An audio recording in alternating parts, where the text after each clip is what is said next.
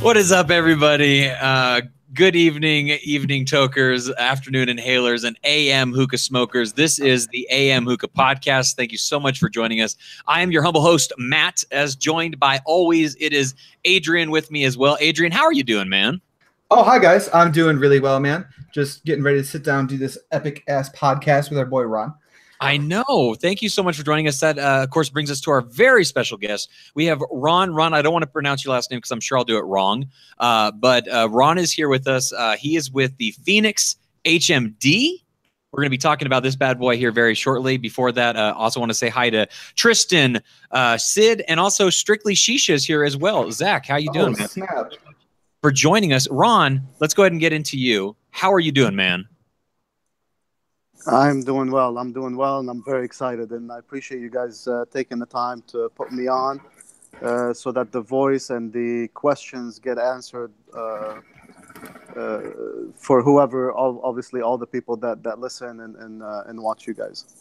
Well, thank you so much. We really do appreciate you joining us on this episode. This is, of course, the third episode of the very first season. Everyone that does join us live, we appreciate a ton because we have a ton of fun live.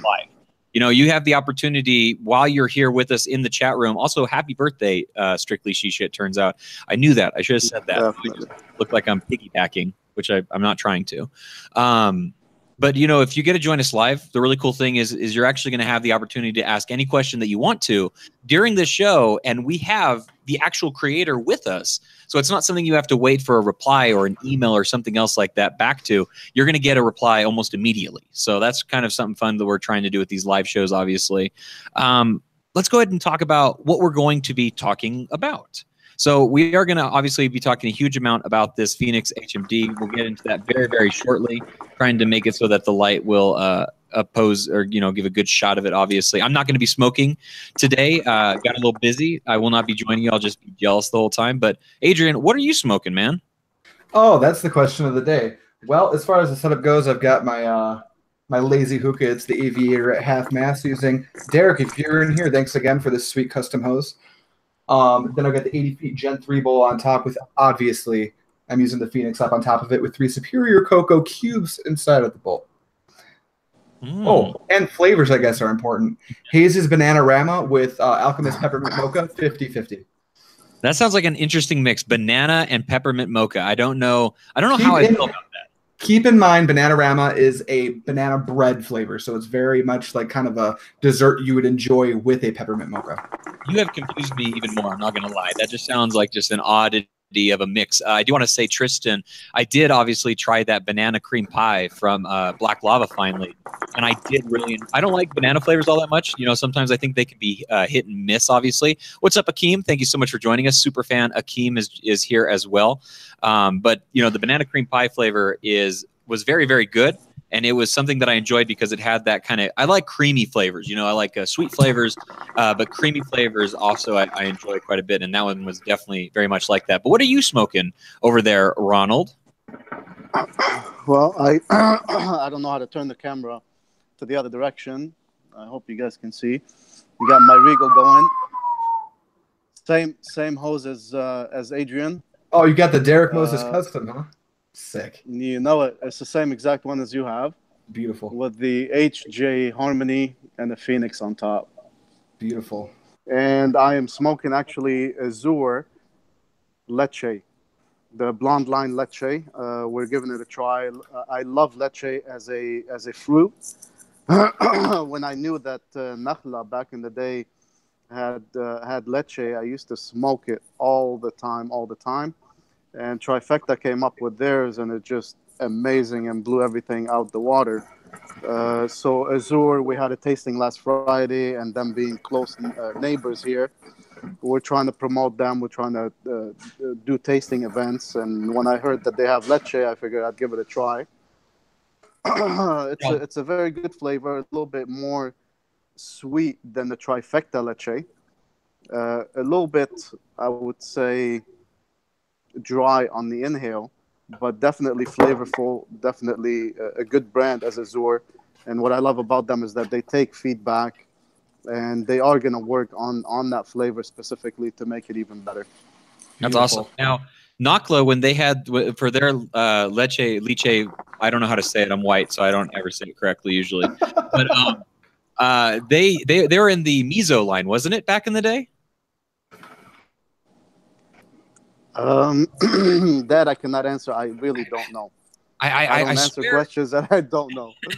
I swear it was. I don't remember for sure. Now, you say that you tried the trifecta, which I haven't tried the trifecta flavor version of it, but have you tried the Lavu version of lychee? No, I have not. I oh have my! not. Lavu, I've tried the multiple flavors. They're really, really good. Really easy, really to pack, which is I love because of the cut. But no, I have not tried the leche.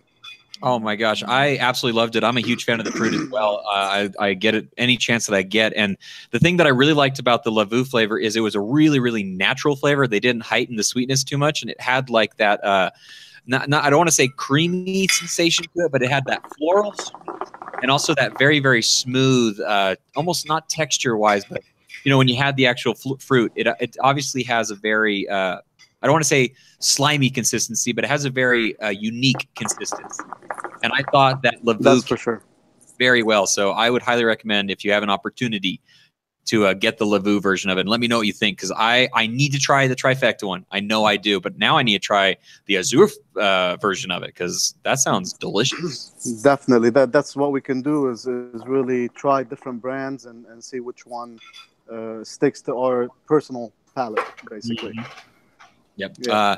Also, everybody out there in the chat, if you guys please let us know what you are smoking. Always interested to see what you guys are up to. Tristan, I'm just going to take a guess that you're using a mason bar. That is a guess. I know nothing. I don't, but that usually you do that. So Akeem, what are you up to and smoking? Eric, nice to see you as well. Happy that you were able to join us.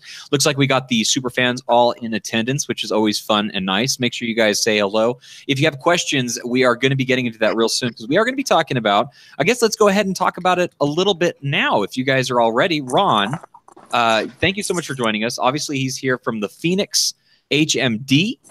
This is it right here. It is a heat management device, and it has a lid that looks like this, and the part right here that looks like this. You know, just trying to show it off a little bit for you guys. But we have some questions for you, Ron, if you don't mind answering them for us.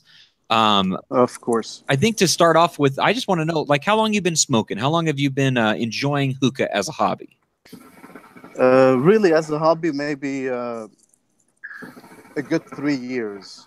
But I've been smoking since I was 14. I'm close to 43 now. But again, it's the old way of smoking, you know, where and probably the Middle Easterns they know a little bit more about this, that we tend to, I don't want to say open-minded, but we don't try different things. We kind of stick to something that we like and we just go with it, you know, and we keep smoking it. Of when I opened up a lounge is that you have to try every flavor. You have to bring your customers the best of the best and whatever is popular. So we have done so much testing that my lungs hate me at this point. And we're still going at it. So yeah, I'm enjoying it definitely much more because again, and the American market, you know, not to touch up on overseas and how far they have become and have gone to. The American market took this hookah, the love of hookah and the social aspect of hookah, to definitely other levels. You know, from everything to improving the way we smoke, from the hookahs and stems themselves, to the various bowls that we have, the HMDs, all the other different accessories of hookah. So it has become a huge thing in the US and also overseas as well. And we're now teaching the originals.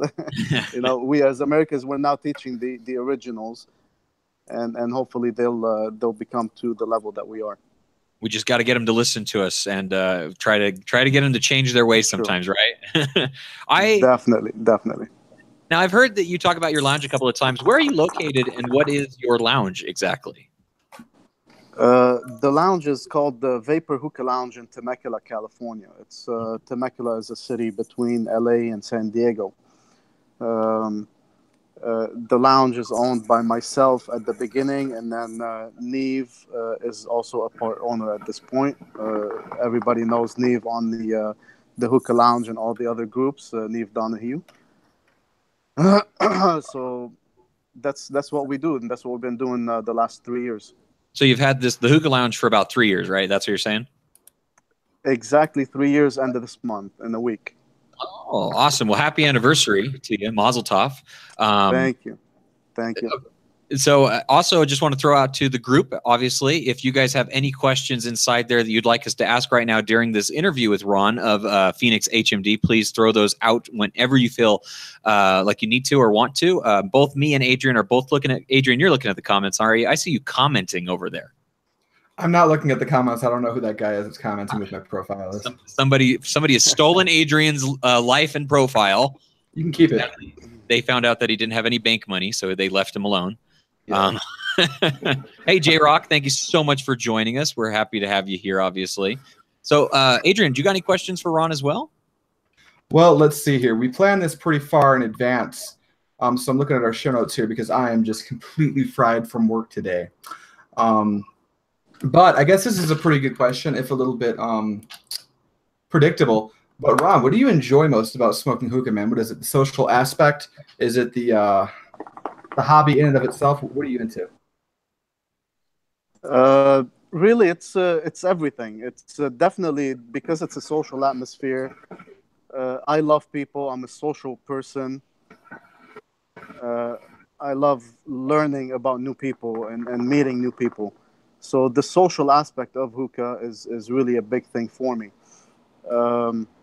Maybe one other thing than most of maybe people, I love enjoying flavors, and I have my own palate, obviously. But yeah, I'm not like I got to pack a bowl to last me 3-4 hours. I usually get bored of a flavor that I'm smoking within an hour, hour and a half tops if I'm lazy, and I'll either get off my lazy ass and pack a bowl, or have somebody pack me a bowl and enjoy different flavors. So we're here. People have called me crazy because I only like to smoke for an hour and a half, but I keep telling everyone, there's just not enough time in the day. I keep trying to tell everyone.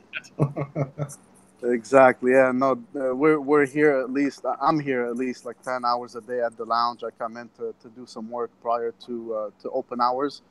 And I'm already like the first thing I do, I go back and pack a bowl, and I sit down. I do my work on the laptop and catch up on stuff, and here at least 10 hours a day of smoking. So no, never get bored, never ever. I'm sure, especially if a single flavor. That's for sure.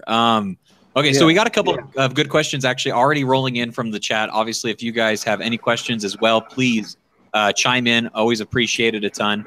The very first one is actually from Tristan, and we were going to talk about this a little bit, and we're going to many things going on, but we don't mind interrupting our show notes with your guys's questions. One of the first ones that came up, and I want to talk about this, is what do you guys think is the optimal amount of coals for this thing is? Now, I want to go ahead and touch real quick on my own personal usage because I've only got to use it twice. I've used it the night before last and last night. Adrian, I know you've used it a handful of times. And then Ron, I don't know, have you tried this out yet? Have you much experience? Yeah, not yet. Not too much. I'm still working on it. Only the 2 years that we've been R&Ding. Oh, okay. Only for the last 2 years. Yeah. So a general idea of how to use it. Then that's what I'm guessing. Okay. Yes. So for me personally, this is what I've done. The 2 times that I've tried it, I've smoked it with my Mason bowl. Mason bowls are obviously really good because they have the lip on the inside of it, and I've used it both times with 3 flats. And then I put the lid on top of it, and I left the lid on for my entire session. And I got a really clean hour-and-a-half session with it, basically, with my 3 flat coals with the lid on the whole time. I didn't even adjust the coals. I didn't even rotate them, flip them, ash them, or anything. I just let them burn as they were going to burn. And it seemed like that was a really good setup for myself. The heat was consistent, and it took maybe a tiny bit to heat up, I would say, than normal. But for the most part, it was a very, very consistent session. I liked using it. I'm going to try it tonight using some cubes. I don't know if I'll do 3 cubes or 2 cubes, kind of depending on the bowl that I'm going to try to use tonight, I think. But that's where I landed. As of right now, for the 2 times that I've smoked with it, I liked using 3 flats inside of it on top of my mason bowl. Adrian, what have you had some success with when it comes to using this with coals? All kinds of shit. Disclaimer, I smoke really hot, so I wouldn't recommend this, but I've gotten good sessions out of 4 cubes in this thing. 4 full cubes? 4 full cubes. High heat cubes. My lungs are hurting. Yeah, I smoke. Yeah, I just smoke really hot. I recommend it to everyone. That's just my preference. But have you as far as bowls on top of it yet? Anyone? No? Maybe?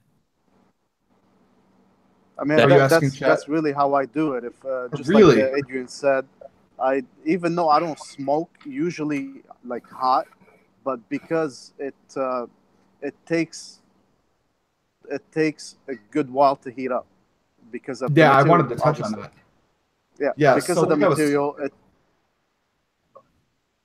Yeah, that's what I was about to say, actually. So 4 cubes is my personal preference, but I think that as far as like speaking objectively on how it will optimally perform, 4 cubes is probably really good to heat it up. But once you got it heated, I think that 3 cubes pretty much will take you about an hour and a half into a session before you even need to fuck with the HMD at all.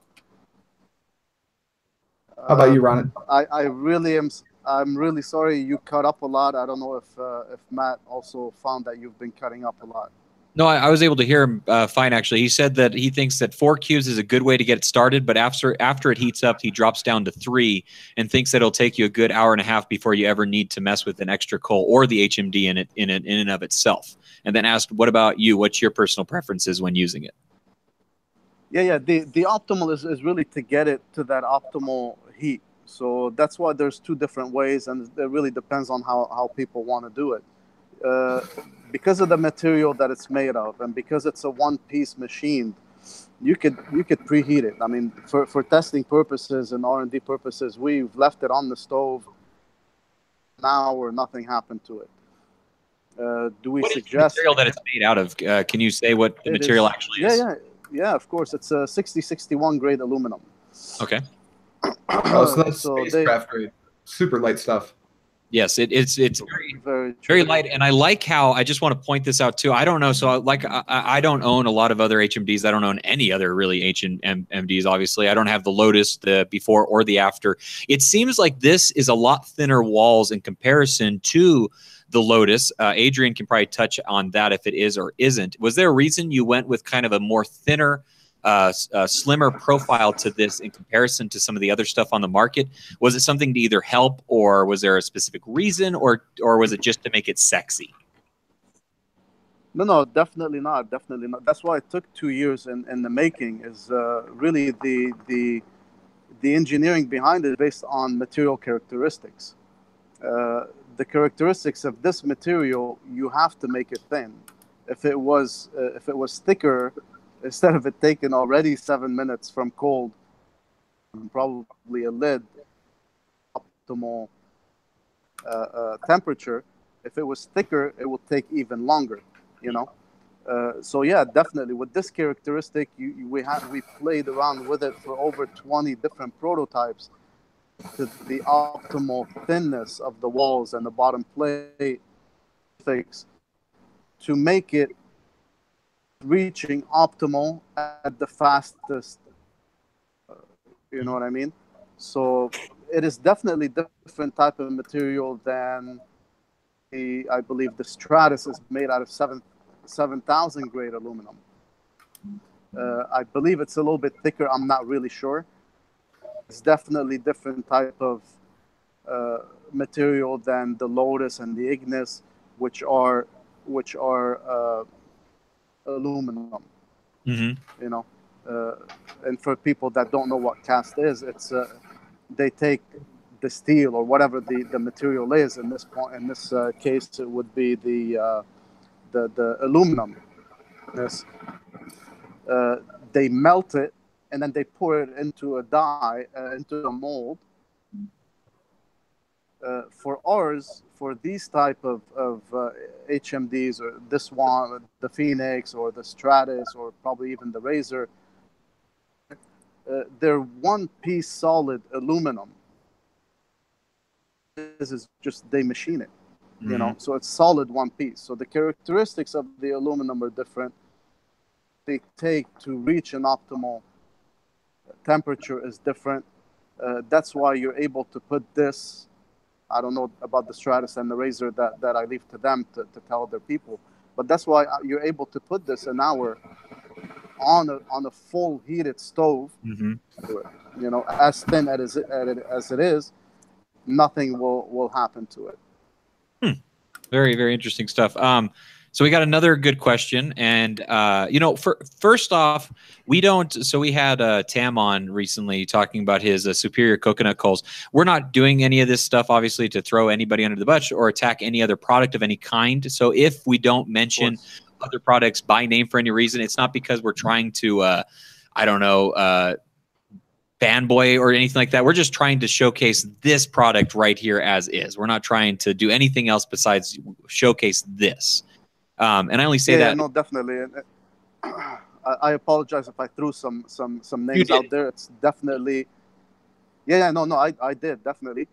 People want to know, and the only way for a new product to really enter a market based on people's knowledge is for me to compare it to others in some way. There's no way in the world that I would put any of these other competitor or similar products that my product is better than them. Definitely not.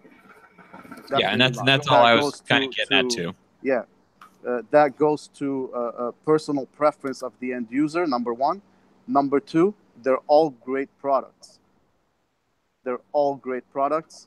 And I want to touch up on this because a lot of people might not have heard me say this, and I say this on my comments, and I say this in the back offices of meetings that we do when we meet as industry, and I say it all the time. The genius behind Lotus. It is a genius. The Riza is a genius. I've talked to him a few times, and he really is a genius. Nobody can take that away from him. You know what I mean? But products, other brands will come up. Just like you have multiple different tobacco companies, you're going to have multiple stem hookah companies. You're going to have HMDs. You're going to have bowls. You're going to have tongs. You're going to have. That's the variety, and that's people want that because product that works for everybody. The beauty of that fair competition and fair market is that you put your product out there, you put your intellect, your hard work out there. Hopefully the masses will come to you, but you can never reach 100% of the people, and you can never reach a perfection in any product. Every product has flaws. We listen to most other HMD flaws. We try to make it better, but I'm not the one that's going to say, is it better? This is the end user that's going to say, hey, you know what? It is better for me. Yeah. I like it because it really answers what I want in an HMD more than this other brand. Is it perfect? Definitely not. My product is not perfect. It has flaws already, and I know it. It has flaws mainly in the lid, and we're working on that. And people seeing it, and the reviewers are telling me about it, and we are answering those once everything comes in from all the reviewers. We're already designing different things to make it. I don't want to use idiot proof, but to make it better, to make it improved, where it's not going to stick if you place it on a little bit incorrectly. Well, and that's what I wanted to talk to you about next, actually, about the lid. We have a question that I'm going to throw out to you as well. You know, I think one of the biggest differences between this and other HMDs is actually the fact that the lid doesn't have a handle. Now, the majority of HMDs that have come out in the past already, they do have some sort of handle of some kind to rotate, to lift, or whatever the case may be. So Eric actually asks inside the comments, he says, I'm sure this is going to be on the agenda, but I'd like to know what's the main difference between the Phoenix and other HMDs. Now, I pointed out the handle on the lid. I know that's not like the positive difference or anything like that, but I do want to know what the reasoning was for not putting a handle on the lid. And then also, what do you think the main differences between your product and the other HMDs that are on the market today? Okay, so there's two parts to this question. One is the differences between it and the other HMDs. I'll touch up on that, and then we'll go into the lid handle aspect. 2 years that I've been working on this.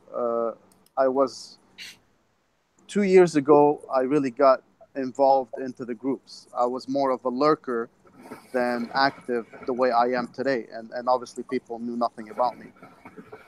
Using the Lotus, when somebody introduced me to a Lotus about 2.5 years ago, 6 months into me opening the lounge, and I've used it constantly, and I still have it, and I use it at my lounge, and people ask for it, and it's a beautiful product. What I felt as using it, what I felt that it could be improved on, and me being a lurker on the groups, and saw that those same aspects of what people like to see improved on it, I took all of that into consideration when I made my product. So the differences that are there, one is the material, two is that it is machined, three is the ridges we put where the coals sit so that they don't black out.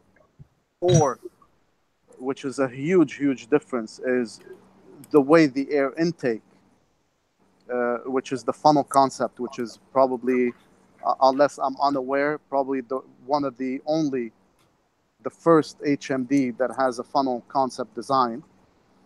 Number 5, I would say, is that it has no slots or holes in the bottom plate at all, so no ash goes into your tobacco, and we'll go into depth into that one, because that's been kind of an attack on it, that I'm trying to sell it, that it won't let your ash go into your tobacco, and people are saying, well, I don't care about ash in the tobacco. That's not my only selling point. I'm just it's part of the thing stating the difference, you know. And probably, if my mind is not mistaken me, is the last one would be probably the flat bottom surface to make it a very easy clean after use. Now the number 6 we could throw in there, that because of the material and the one-piece machine, the 6061, you're able to preheat it, all of that good stuff that people were melting and breaking other HMDs when they're doing that, even though those manufacturers told them not to. But again, people are people. We make mistakes. Everybody makes mistakes. We are also human like at to the go end of the against day. the rules and just be rebels. Right, exactly. Adrian, I know Adrian's a rebel. Yeah. I'm gonna I hope I touched up on the differences, but from the Phoenix to other HMDs. Now to mention about the lid and the handle. Again, the characteristic, or one extra positive that I believe and most people like about it, is that it's made in the USA. Anything made in the USA is a very high cost. Is less than a quarter than what other products, I'm not going to say only HMDs, but other products on the market have. Profitability is very low.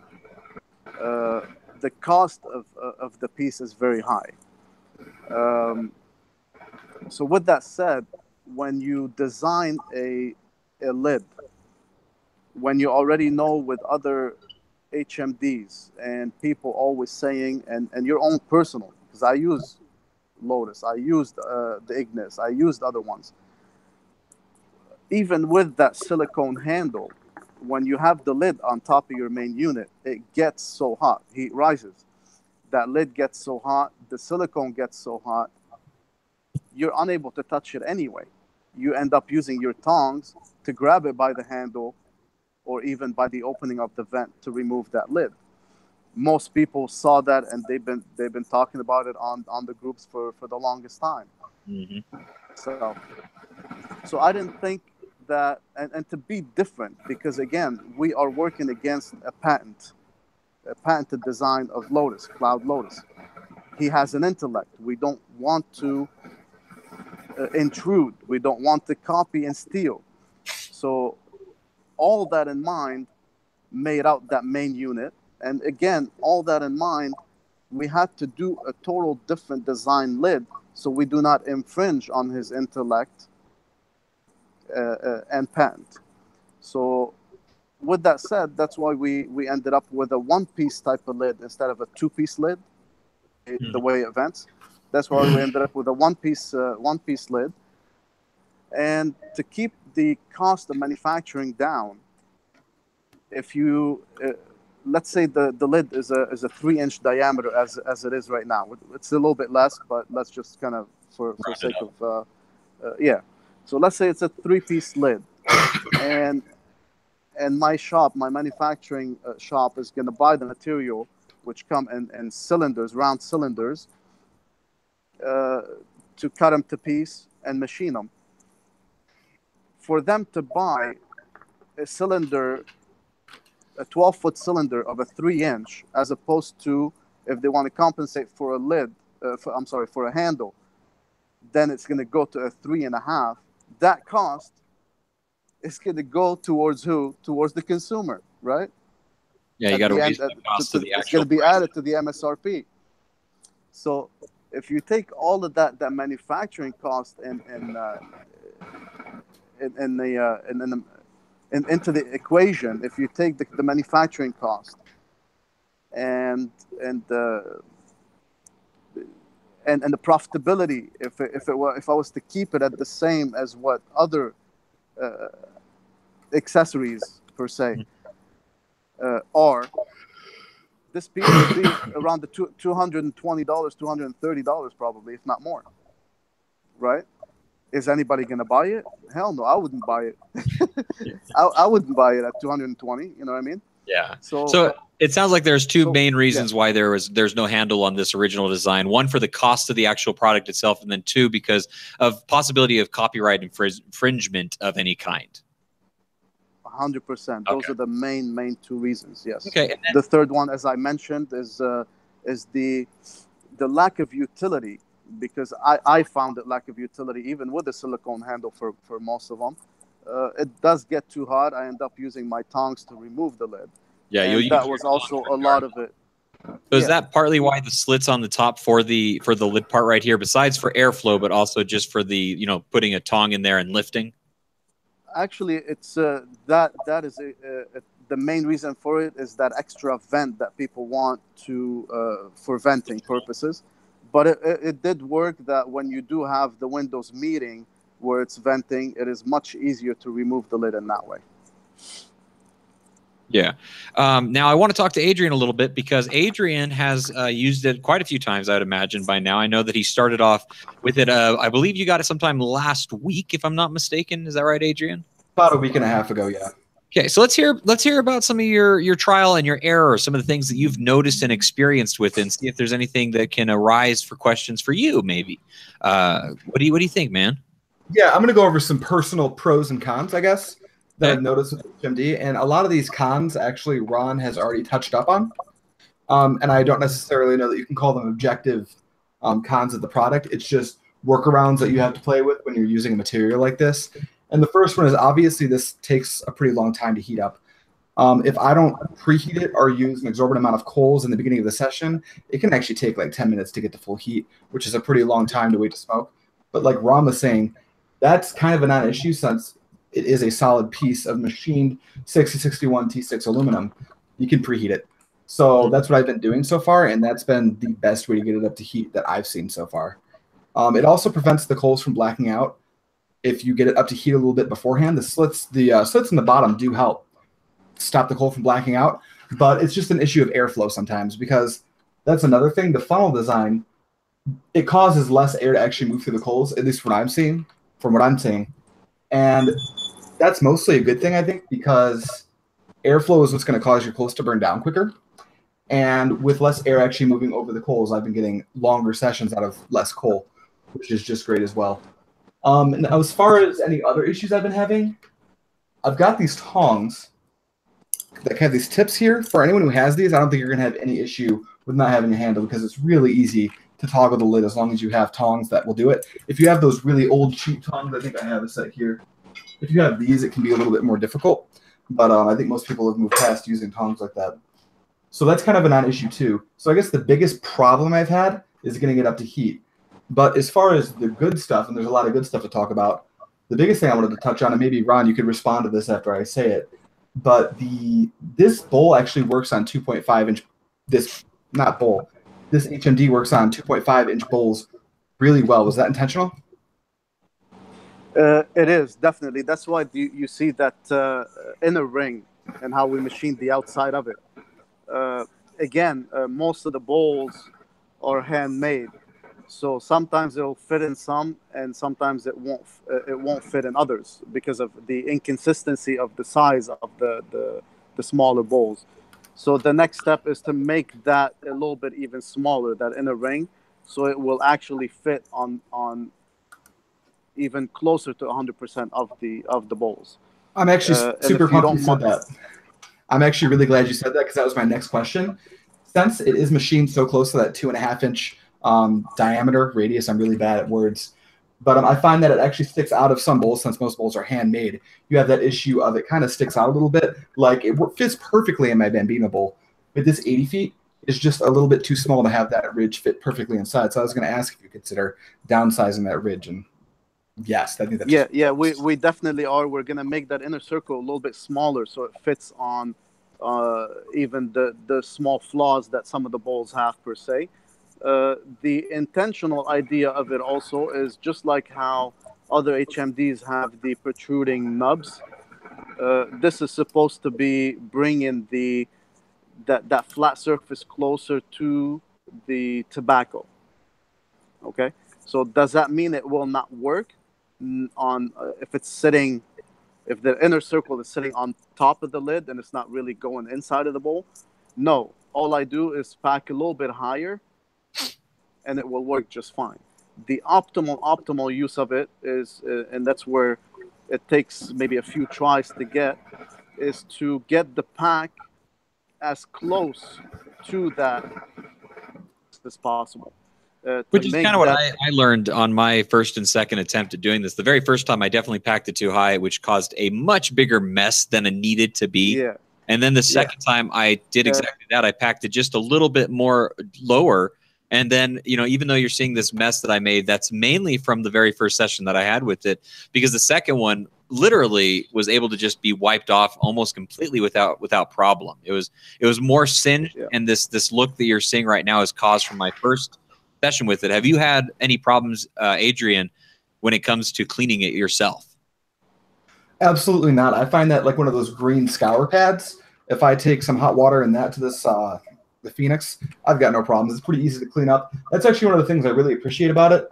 I'm a sucker for a good matte finish, but those like the new matte finish Lotus, and I'm pretty sure the Ignis has a matte finish, but I don't actually own one. A lot of these HMDs and matte finishes are a bitch to clean. This actually is super easy to clean. There's really nothing you have to mess with. Just wipe it down. If you clean it right after using it, let it cool down a little bit so you don't get third-degree burns. But everything comes off pretty easily. Do you mind if I appreciate you guys saying those positive things. I want to touch up on what Adrian said, that it took him 10 minutes, because it usually doesn't. Most of the people that even a couple of reviewers that really put it on for the first time ever use, and probably didn't even think that it will smoke from cold, they were able to hit, and I believe they were using mini cubes even, they were able to get that a 6 minute. So the longest that we found even from cold without preheating, Adrian, was about 6 to 7 minutes. That's for you just to sit and take a couple of puffs here and there until it gets up to that optimal smoke. With a hookah starter, definitely within a minute you're sitting there and smoking. When you preheat it, you could put it on, and within 2 puffs you're getting those clouds that you want. So it is versatile. It is versatile to whatever you like, each user. You know what I mean? Again, you mentioned about flats and stuff like that. truthfully, I did not work onto the flats because I don't believe anybody really uses flats even in the Lotus and the Ignis. Uh, most of the complaints were for coals in the Lotus, you know. And that's why Lotus did what they did, because they answered the questions of the consumer also. So that was part of the design aspect of it. And because of the material that it's made of, as you mentioned, it does take a little bit longer to heat up, definitely. And that's the reason, or the beauty of it fitting more coals, 4 cubes. I was able to, even when I lit up the Cocoa Earth 26 by 26 and put them on for when they're really fully lit, you have to kind of, what's that that game, the Tetris? You have to Tetris it in a way. Oh, yeah. But they actually fit. They actually still fit all 4 in the Phoenix. So yes, it does take a little bit more heat to get up to that optimal smoke. But the beauty of it again is that you can preheat it. You could use a hookah starter to get it up there. You're gonna be waiting a 7 minute to get the smoke, but you will get your optimal smoke because once when you get preheat, because you get the longevity and you don't really scorch the tobacco. By scorch, I mean you're still gonna get flavor for a good hour and a half if you preheat it, but the longevity will decrease because you're really shocking the tobacco, and more so for 10 years I found than other brands. But really, any tobacco, you really need to, it has to gradually get up to a temperature, correct? Otherwise, you're shocking that tobacco. And it's not going to perform to the tobacco brand. So really, if you have the patience, the best optimal thing is to really put it on cold, put the 4 coals in it. And if you have a hookah starter, then you're golden within a minute and a half. Right. Now, I want to say 3 things really quick. One, I love your usage of the word Tetris as a verb. That's pretty cool. And then, quick disclaimer, because I don't want to defame your product in any way. When I say that it took 10 minutes for it to heat up, that's worst case scenario. Superior Cocos, I don't know if you've used those, but they ash a lot. So if you put them in anytime other than right when they're perfectly fully lit, but there's no ash barrier, it's probably a little bit better. But I tend to let my coals overcook a little bit out of just forgetfulness. And that's the scenario I'm talking about. When I have 3 cubes and they're lower heat cubes, it can take 10 minutes. That's been my experience. But yeah, if you're going to use a higher heat cube, I don't think you're going to have that issue at all. I think that 6 to 7 minutes are probably just about correct. I didn't want to go on letting you say that stuff. Yeah, no, that is perfect. What you said is exactly right, because people need to know that some coals out there give more heat than others. I believe most people know that. And the Cocoa Earths definitely burn hotter than most, I would say. But I've tested them with the Cocoa Earth. We use titaniums a lot, so titaniums work really, really well. Golden Desert, even Superiors. I've even put Superiors in the Phoenix, and they work also. But again, I cannot do similarities with you, Adrian, because I always kind of tend to preheat it just a bit. So after I flip my coals, the last maybe 2 or 3 minutes of it, I don't even put it fully onto the oven, even though it can take that heat. But I don't want it to overheat either to shock my tobacco. So I kind of decide of like quarter of the Phoenix touching the element, the last 2-3 minutes, and then I put it on the bowl. I put the 4 coals on. It doesn't shock my tobacco, and it still gives me that longevity and the quick smoke that I want within a few minutes. I've been scared to preheat mine. I just want to say, just because I don't want to grab it with my tongs and drop it by accident through my own personal usage, and then have my wife yell at me. So I've been scared to preheat. So far I have not found the need to do that as of my own. But what were you going to say, Adrian? Oh, just the third thing I wanted to get to is actually a question from Jessica over in the chat. And it's a pretty good segue from what we were talking about just a second ago as far as not shocking tobacco and heat managing properly. And she asks, how does heat managing differ from blonde to dark?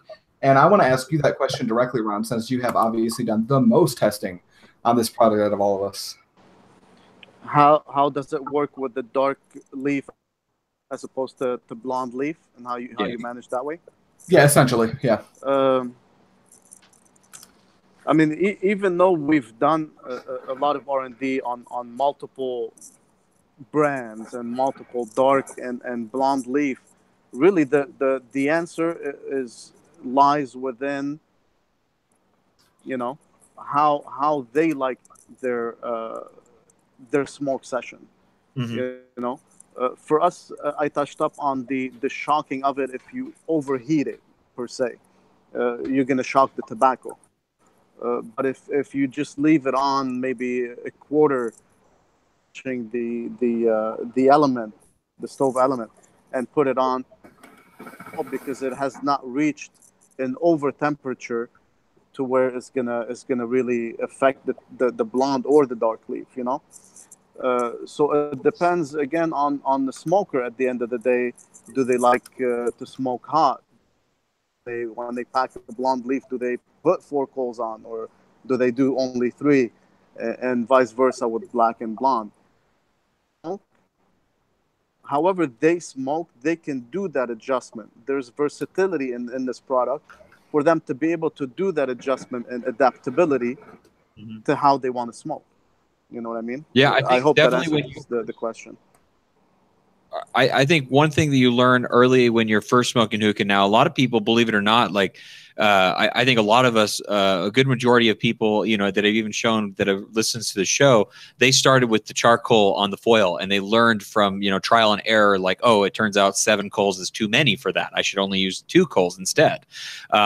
Others don't learn and they make a tower, but that's a completely different conversation for another day. We don't talk about that here. I want to trigger somebody today. You But picked me. Good job. but with this, the thing that I'll say just after the 2 times using it is I'm already starting to notice a trend with the heat profile of it. I do think that it's important, as you're saying, when it comes to preferences, right? Like some people like to smoke hot, some people like to smoke a little cooler, some people prefer to have blonde leaf tobacco, some people prefer to have the dark leaf tobacco. Now, the same way, I think after your first, I'm going to say a handful of sessions, you'll notice real quickly how hot can I get this before I don't like it or enjoy it, or before I cause an issue or a problem, right? So it will be one of those things, Jessica. I think, I don't know. I think we've talked already, and I know that you own another HMD of some kind. I think you're going to have similar results to that when it comes to comparing the heat profiles. If you're looking for that same sort of heat with a blonde or a dark, for instance, you're still going to want that same amount of heat. If you're looking for less heat for blonde, you're still going to want to try and use a coal less. If you want to use more heat for a dark, you're going to want to use that same coal more. It will be something that is personal preference. Also, it's going to be something of, you know, I haven't tried it enough, so I'm not going to be able to offer that my own personal experience type scenario. Obviously, asking the scenario, like for instance, you both seem to enjoy using 4 coals, 4 cube coals on a regular basis, correct? Absolutely.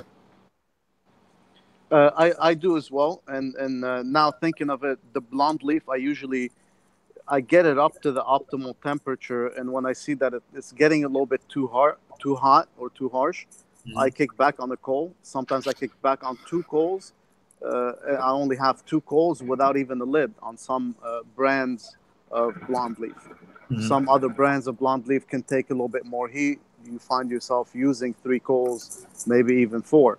So it really depends. There's a lot of variance that go into it. You know what I mean? Yeah. Well, I mean, there honestly, something that's so interesting about these sort of like HMDs and stuff like that is the fact that there's variety in things that are similar in nature. You know, why do we love hookahs? Why are you smoking a Regal? I have my Carbon 1 hookah, and he's smoking an Aviator hookah. You know, a lot of these things come down to preferences and slight differences that the end user, as you've brought up before, has enjoys or likes about it. You know, something that artistic stands out.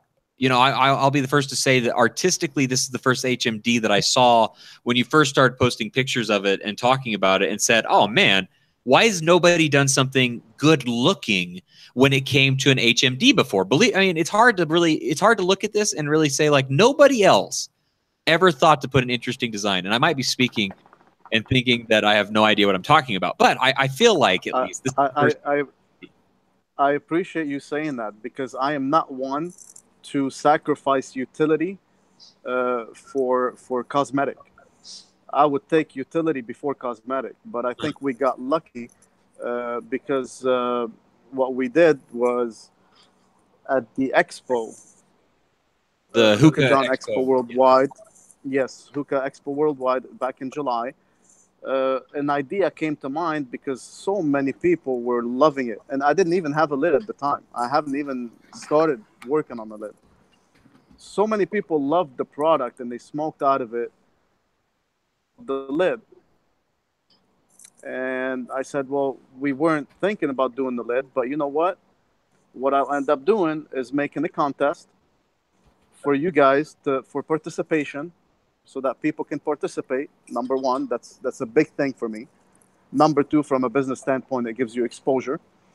But I had a contest on all three, I believe, groups, and I had a lot of people coming with different designs. And I ended up actually, instead of just choosing one out of all of the groups, I chose one out of each group. You guys don't mind, I think we had a routine in one. We had Romo Ramos in another group that we picked, and we had David Harris. And David Harris, the reason why I went with his design is because that's how I envisioned my design if I was to do it without anybody's help. Did the name Phoenix come after the So design or before?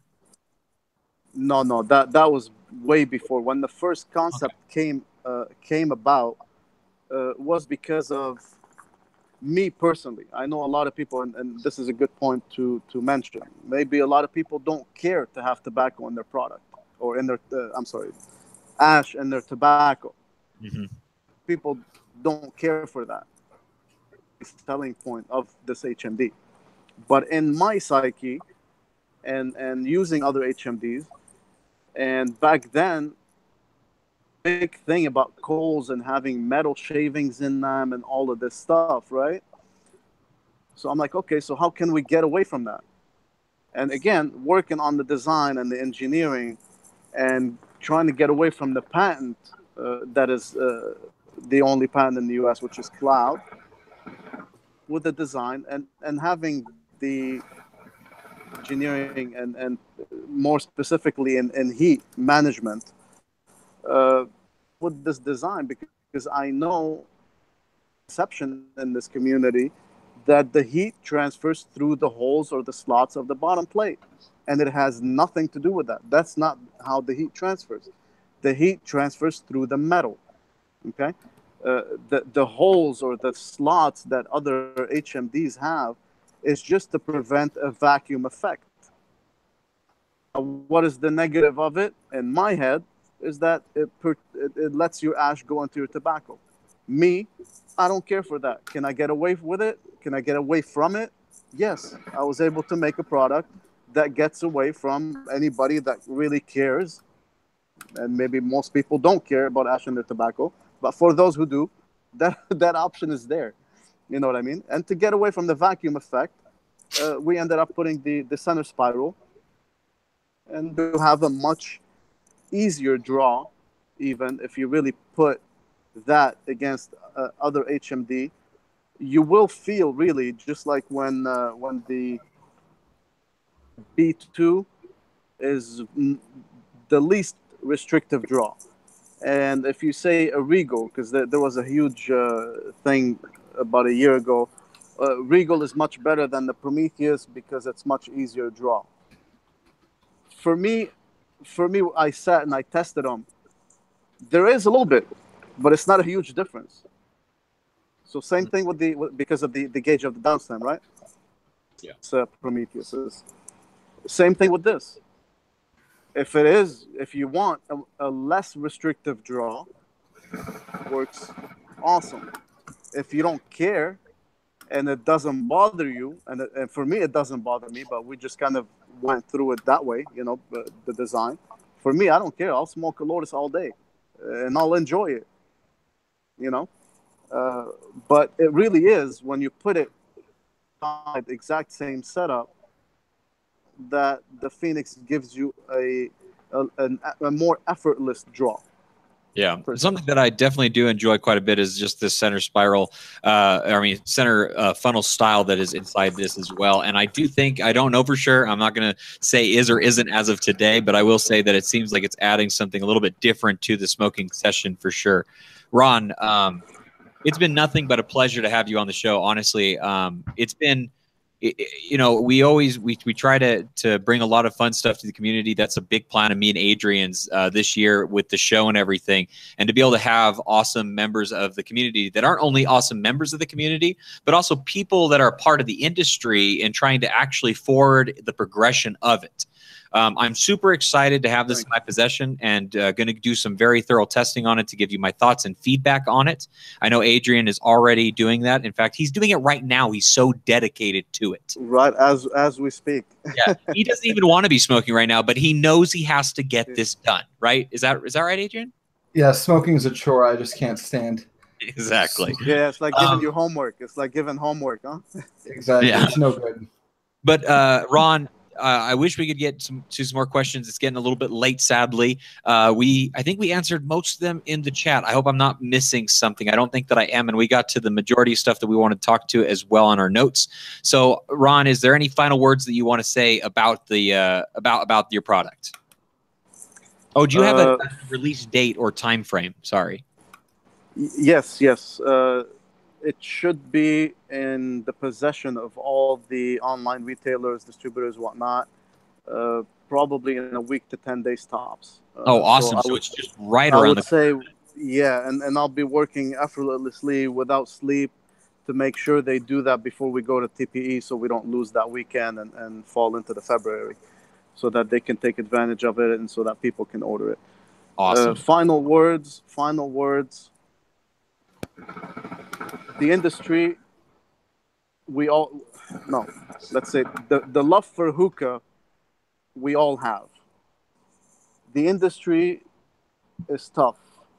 I'm learning that firsthand. The support of the community is amazing. Even with the negatives, we take negative criticism just fine. What I personally, and this is a personal preference because of the type of person I am, what I do not like, because I cannot bring myself to start talking about a product before it's in my hands and before testing it. I don't like that when people do that to any product, not just mine. Let's wait, give everybody a chance. Because believe me, I did not know how much obstacles and how much hard work goes into a small, just one product like the Phoenix. 2 years in R&D, and I'm still not released, right? There will always be flaws in every product, no matter how long they've been in business. Any brand, no matter how long they've been in business, they can release a product that will be that will have a flaw of some sort. But we can make it our own, right? Just like we had touched up on the Provost. People made it their own. It was not meant to be used that way, but it's a beautiful product and people made it work for them. Mm-hmm. Just like the Lotus. People made it work for them, even though it was intentional and had some flaws. People made it work for them and they put those flaws aside. We need to be hand in hand, helping one another. People that have an idea in their mind, that are just smokers, and they come up with an idea. We cannot scare them by putting these negatives and bringing other people that are trying to do innovative stuff. Okay, everybody is able to do it. Okay, I'm not better than anybody else, right? I am no way better than anybody else. But an idea came to my head, and I wanted to make it happen and present it to the community and present it to this awesome industry. Anybody can do this, right? As a HMD or anything else. So when they see these negative things online and on Facebook, when people don't even have the product in hand to really test it and talk about it, that scares the shit out of them. They will never take the opportunity to make that idea in their mind become a reality. Yep. You know, Sadly, we'll always have keyboard warriors that fight the strong battle. It is what it is, and that's why as a brand or product owner that's being released, and I believe everybody in the industry does that the same way. Any manufacturer, we send it to the reviewers. You guys are the people that are respected in the community. You guys are the ones that have the followers. People listen to you, and in that sense, we listen to you as well, and that's why we send it to you. We get your feedback and improve where it needs to be improved. Just like Matt and I were talking before Adrian came on, is that any manufacturer cannot send it or release a product and then wait for all the feedback from thousands of people. You get lost. There's no way to have time and effort to be able to consume all of this information and be able to make the improvements. So that's where you guys come in, the reviewers. You test it, you play with it, you see what the negatives are, you let us know, we improve, and then we re-release a new improved product to make it as much of a perfection to the masses, to the people that love using such said product. Well, nothing makes me happier when dealing with a person that is not only excited about their product, but willing to hear feedback about their product. You know, too often we get into an involved world where their only concern is, no, this is good, guys. It's good. I promise it's good. And there's so much convincing that something is good, when in reality, when something is good, you don't need to use convincing. You just need to say, you know what? You give it a shot and you tell me what you think. And that's what I enjoy about this. I know that I'm excited to give you more feedback, and I know Adrian is too. Me and Adrian have a couple more things that we're going to go over on the show. I'm going to go ahead and give you a second to bow out at the moment. But Ron, I don't think I can say thank you enough for joining us on this episode of the AM Hookah podcast. Thank you so much for being a part of this. I really appreciate you guys to giving me the chance and to get my voice heard, and hopefully people will be as excited as we are for this product. Try it out, and we appreciate all the support that we've been given so far from everybody. And thank you guys so much for having me. Also, make sure to go and check out the many different hookah groups that are on there. Obviously, between the Hookah Lounge and the Hookah Enthusiasts and Dat Hoopah group, all the different hookah groups that there are. He's a big part of them. He says hi and does all sorts of stuff, including lives to show off the product as well. Do you have a Facebook page that people can like for the Phoenix? Yes, it's called the Phoenix HMD on Facebook, and on Instagram also the Phoenix HMD. And our website is called thephoenixhmd.com. And it should be up shortly as well. I don't know if I'm going to have a product to sell directly, but because they'll be all sold out. But you guys can go on to your favorite online retailers and you can get them.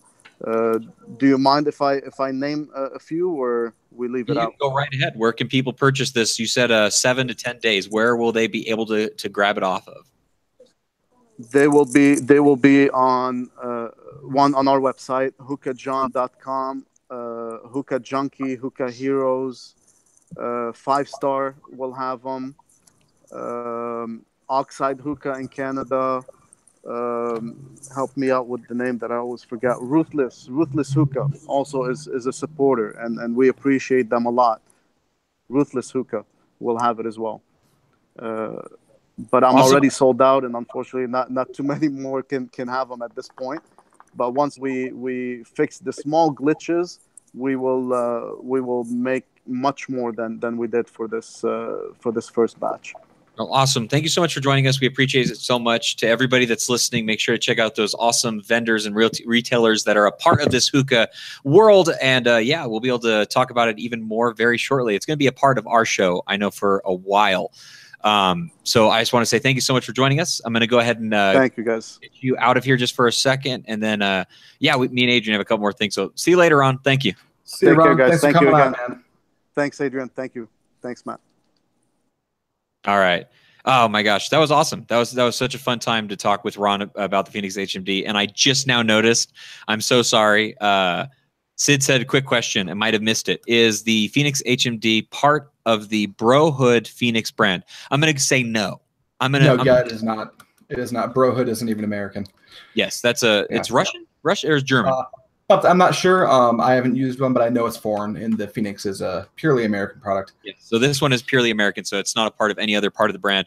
Now, we had some other stuff that we were going to talk about. We don't want to make the show last for 2 days, mainly because Adrian is very tired, and he needs to get some rest. And also, I want to smoke, because I've done nothing but stare at you guys smoking and getting really, really jealous. Do want to say hello to Hookah Heroes.